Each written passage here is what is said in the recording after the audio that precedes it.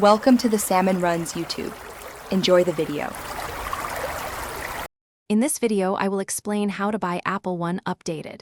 Sign into your Apple ID, open the App Store or Settings, and tap your profile to view subscriptions. Choose the Apple One banner, compare individual, family, and Premier plan features and storage, and confirm payment method before subscribing.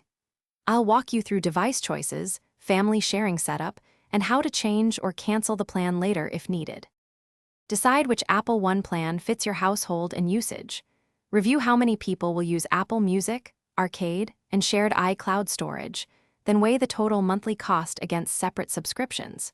Use the family plan to share services and storage with up to 6 people, and pick Premier only if you need the extra services bundled.